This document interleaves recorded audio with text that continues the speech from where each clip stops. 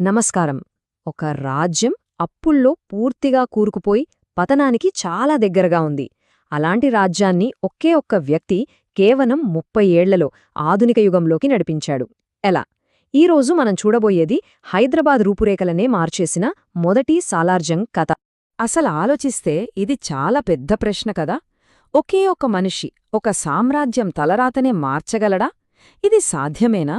ఆ సమాధానం మనకు తెలియాలంటే పదండి, మనం 19వ శతాబ్దంపు హైదరాబాద్ చరిత్రలోకి ఓ ప్రయాణం చేద్దాం. ఓకే, ఈ కథను మనం 4 భాగాలుగా చూద్దాం. ఫస్ట్, అసలు హైదరాబాద్ పరిస్థితంత దారుణంగా ఎందుకుంది?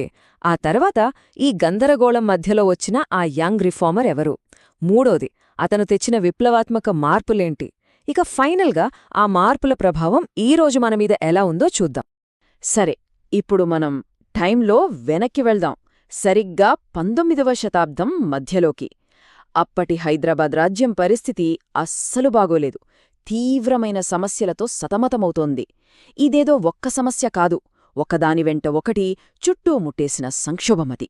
ఇక్కడ మనం చూస్తున్న ఈ సమస్యలన్నీ ఒకదానితో ఒకటి లింక్ అయ్యున్నాయి. చూడండి, బీరార్, రాయ్చూర్, ధారాశివం లాంటి చాలా సారవంతమైన ప్రాంతాలు 1853లో బ్రిటిష్ వాళ్ల చేతుల్లోకి వెళ్ళిపోయాయి. దాంతో రాజ్యానికొచ్చే ఆదాయం భారీగా పడిపోయింది. మరోపక్క అంతకుముందు మైసూర్, మరాఠాలతో జరిగిన యుద్ధాల వల్ల ఖజానా మొత్తం ఖాళీ అయిపోయింది. ఇక ఈ పరిస్థితిని అడ్వాంటేజ్గా తీసుకుని మరాఠాలు చౌత్ అనే పేరుతో ఆదాయంలో 4వ వంతుని బలవంతంగా పన్నుగా వసూలు చేసుకునేవాళ్లు. అంతేకాదు, పామర్ అండ్ కో లాంటి కంపెనీలు కూడా రాష్ట్రాన్ని దోచుకుంటున్నాయి. అసలిదంతా ఎందుకు జరుగుతుంది? సింపుల్, వీటన్నిటినీ కంట్రోల్ చేసే సరైన అడ్మినిస్ట్రేషన్ సిస్టమ్ అనేదే లేదు. చెప్పాలంటే రాజ్యం కూలిపోయే స్టేజ్కొచ్చేసింది. ఇలాంటి దారుణమైన పరిస్థితుల్లో ఇక అన్నీ అయిపోయాయి అనుకుంటున్న టైంలో చరిత్ర గతిని మార్చడానికే అన్నట్టు ఒక యువకుడు రంగంలోకి దిగాడు. అతని పేరే మీర్ తురాబ్ అలీ ఖాన్, మనందరికీ మొదటి సాలార్జంగ్గా సుపరిచితుడు. అయితే సాలార్జంగిచ్చిన పదవి ఏంటి? దివాన్, అంటే హైదరాబాద్ రాష్ట్రానికి ప్రధానమంత్రి అన్నమాట. ఇదేదో పేరుకు మంత్రి పదవి కాదు, మొత్తం రాష్ట్ర పరిపాలన బాధ్యత ఆయనదే. ఒక రకంగా చెప్పాలంటే రాజ్యం భవిష్యత్తు మొత్తం ఆయన చేతుల్లో పెట్టారు. ఒక్కసారి ఊహించుకోండి, మే 31, 1853న ఆయనకు ఈ పదవి వచ్చినప్పుడు ఆయన వయస్సు కేవలం 24 సంవత్సరాలు. ఒక దేశమంత పెద్ద రాజ్యాన్ని నడిపించే బాధ్యతను ఆ వయస్సులో ఆయన మీద పెట్టారు.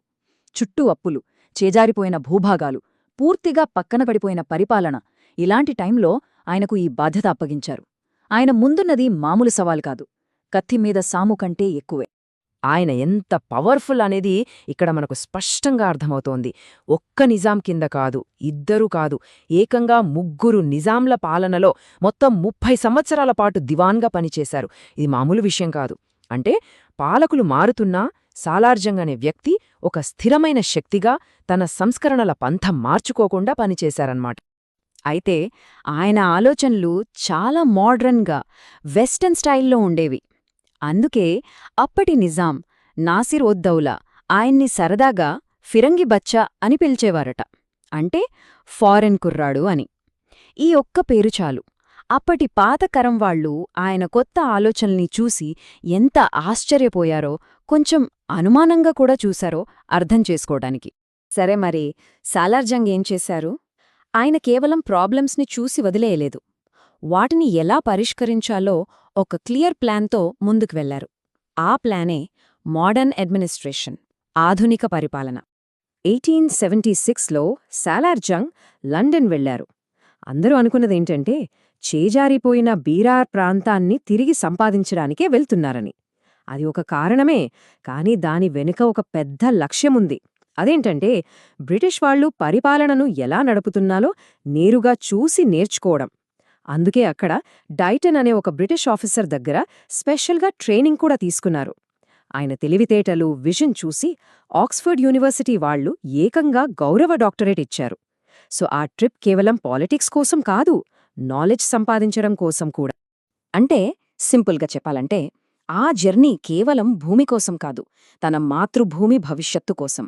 అది నిజంగా ఒక జ్ఞానయాత్ర. ఆయన యూరప్ ట్రిప్ వల్ల మనకు అడ్మినిస్ట్రేషన్ నాలెడ్జ్ మాత్రమే కాదు, ఒక అద్భుతమైన కళాఖండం కూడా దొరికింది. లండన్ నుంచి తిరిగి వస్తూ దారిలో రోమ్లో ఆగారట. అక్కడ ఆయన వీల్డ్ రెబెక్కా అనే ఒక మార్బుల్ స్టాట్యూ చూశారు. దానికి ఎంతలా ఇంప్రెస్ అయ్యారంటే దాన్ని కొని హైదరాబాద్ తీసుకొచ్చేశారు. ఇది కేవలం ఒక శిల్పం కాదు, ఆయనకు కళ్లమీద ఉన్న ప్రేమకు, ప్రపంచంలో ఎక్కడ మంచున్నా దాన్ని తన ప్రజలకు అందించాలన్న ఆయన తపనకు ఇదొక గుర్తు. సరే, ఇన్ని చేశారు కదా, మరి ఆయన 30 ఏళ్ల కష్టమేమైంది? అది కేవలం చరిత్ర పుస్తకాల్లో ఉండిపోలేదు. మనం ఈరోజు చూస్తున్న హైదరాబాద్లో అడుగడుగునా ఆయన ముద్ర కనిపిస్తోంది. నిజం చెప్పాలంటే ఆయన వేసిన పునాదుల మీదే ఇప్పటి హైదరాబాద్ నిలబడి ఉంది. ఆయన వదిలి వెళ్లిన వారసత్వంలో అన్నిటికన్నా ముఖ్యమైనదేంటో తెలుసా? సిస్టమ్స్ని నిర్మించడం. ఈరోజు మనం చూస్తున్న రెవెన్యూ, పోలీస్, జ్యుడిషియరీ ఇలాంటి అన్ని వ్యవస్థలకు బీజం వేసింది ఆయనే. ఆయన కట్టింది కేవలం బిల్డింగులు కాదు, ఒక రాష్ట్రాన్ని నడిపించే ఇంజినుల్లాంటి వ్యవస్థల్ని నిర్మించారు. ఆయన వారసత్వం ఎంత సజీవంగా ఉందో చూడ్డానికి ఇంతకన్నా బెస్ట్ ఎగ్జాంపుల్ ఉండదేమో. ఒకప్పుడు హైదరాబాదులో బ్రిటిష్ పవర్కి సింబల్గా ఉన్న బ్రిటిష్ రెసిడెన్సీ బిల్డింగ్ ఇప్పుడేమైందో తెలుసా? కోటి ఉమెన్స్ యూనివర్సిటీ. అంటే ఒకప్పుడు ఆధిపత్యానికి గుర్తుగా ఉన్న చోట ఇప్పుడు విద్యా కేంద్రం, మహిళా సాధికారతకు అడ్డాగా మారింది. చరిత్ర ఎలా మారుతుందో చెప్పడానికి ఇది ఒక పర్ఫెక్ట్ ఉదాహరణ. ఆ మార్పులక్కడితో ఆగలేదు. అప్పట్లో రెసిడెన్సీ పక్కనే ఖైరున్నీసా కోసం కట్టిన రంగమహల్ ఇప్పుడు ఫిజిక్స్ ల్యాబ్, జేమ్స్ కిర్క్పాట్రిక్ ఉపయోగించిన బాత్రూమ్ ఇప్పుడు స్టూడెంట్స్ మీటింగ్ హాల్. ఇక ఆయన రోమ్ నుంచి తెచ్చిన ఆ అద్భుతమైన వీల్డ్ రెబెక్కా శిల్పం అదిప్పుడు ఆయన కుటుంబం పేరుమీదున్న సాలార్జంగ్ మ్యూజియంకే హైలైట్గా నిలిచింది. అంటే చూడండి, ఆయన వారసత్వం ఎక్కడికో పోలేదు, మన కళ్ల ముందే సజీవంగా ఉంది. సో ఒక్కసారి క్విక్గా రీక్యాప్ చేసుకుంటే, మీర్ తురాబలీ ఖాన్ మన మొదటి సాలార్జంగ్ 1853 నుంచి 1883 వరకు దివాన్గా ఉన్నారు. పతనమైపోతున్న హైదరాబాద్ రాష్ట్రాన్ని తన అడ్మినిస్ట్రేటివ్, ఫైనాన్షియల్, జ్యుడిషియల్ సంస్కరణలతో కాపాడారు. సింపుల్గా చెప్పాలంటే ఈరోజు మనం చూస్తున్న మోడర్న్ హైదరాబాద్కి ఫౌండేషన్ వేసింది ఆయనే. అయితే ఈ విశ్లేషణను ముగించే ముందు ఒక్క క్షణం ఆలోచిద్దాం.